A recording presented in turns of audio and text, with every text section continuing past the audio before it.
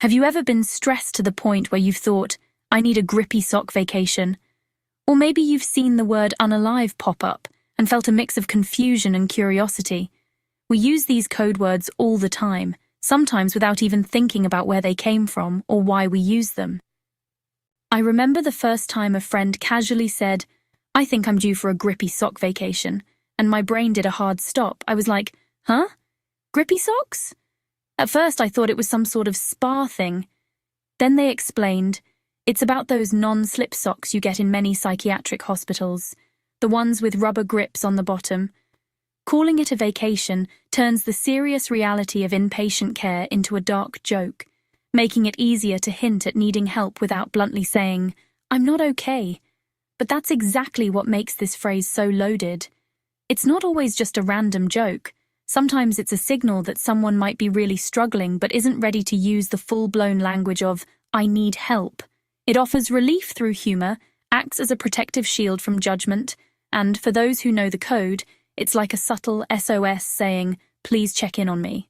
Unalive might sound super odd if you're hearing it for the first time, and it is not what most people guess. So what is it? Here's the deal. Many social media platforms have community guidelines that flag or remove posts, including words like suicide or self-harm. So we started using Unalive as a workaround to talk about really heavy feelings without getting our posts taken down. When we say, I feel unalive, those who understand the code pick up on it immediately. It's a sign that something deeper is going on. While it helps our community communicate in a safer space, it can also be a double-edged sword, since using a softer term might sometimes mask just how serious the situation really is. Ever laugh at a meme so dark you weren't sure if you should like it or reach out for help? It's no secret that our generation uses dark humor as a way to cope. Some might say we're desensitized, but for many of us, joking about heavy or traumatic topics is a way to release pressure when life feels overwhelming. It's like saying, if I can laugh at this, maybe it won't hurt as much. Plus, when we share a dark meme or a coded phrase, it creates a weird sense of comfort, like seeing a friend who gets exactly what you're going through. Still, we have to be careful.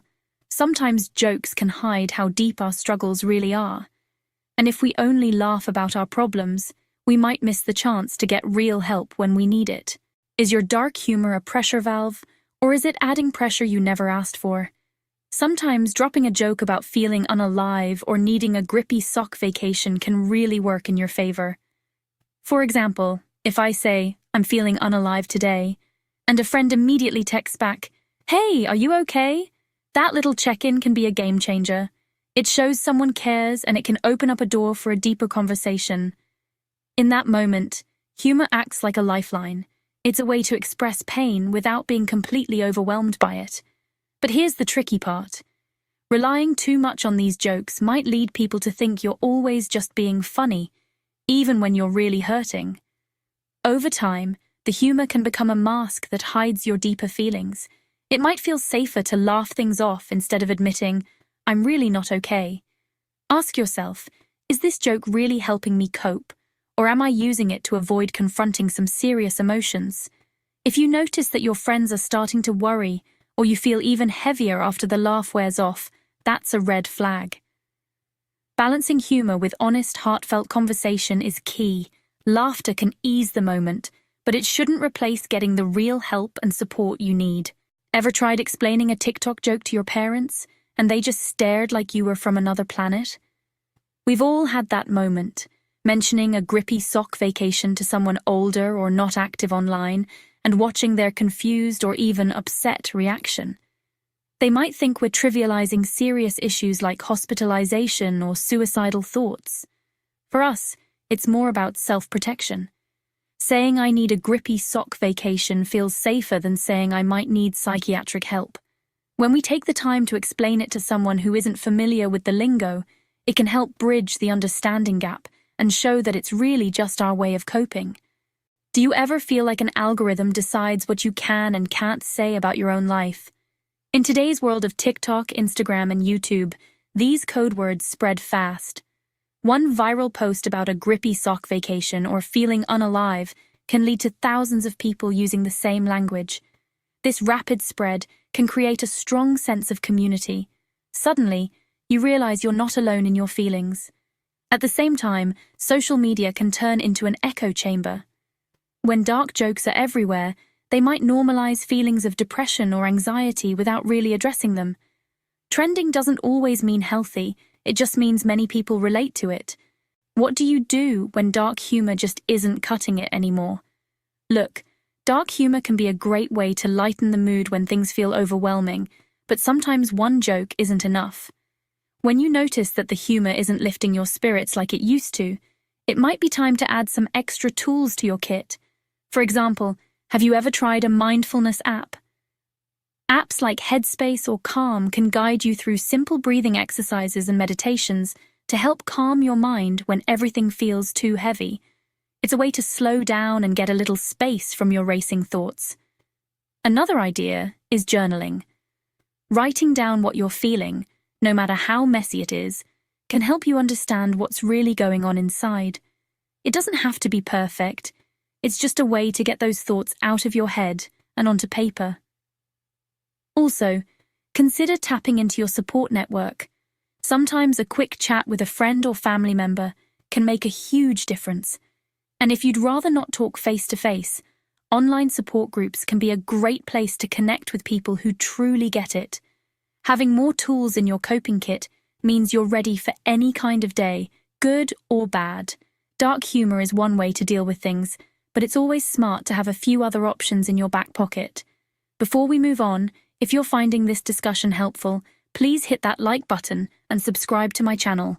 Your support helps me reach more people and share more real talk about mental health. Is your "I'm fine, I'm okay" actually hiding a "help, I'm drowning"? Sometimes what starts out as a joke can become a mask for deeper pain. You might find yourself saying "Grippy sock vacation" or "Unalive" more frequently, or noticing that even when you crack a joke, you feel heavier afterwards. It's important to pause and ask, am I really okay, or am I just using humor to hide how much I'm hurting? Take a moment to think about your daily mood. Are your jokes a way to deflect serious feelings? Have friends started to comment, "You seem off lately," or "I'm worried about you," even though you brush it off as just a joke? These can be red flags. It might feel safer to keep the humor coming, but if you're avoiding deeper conversations or neglecting your feelings, that's a sign that something more serious might be going on. Ask yourself a few questions.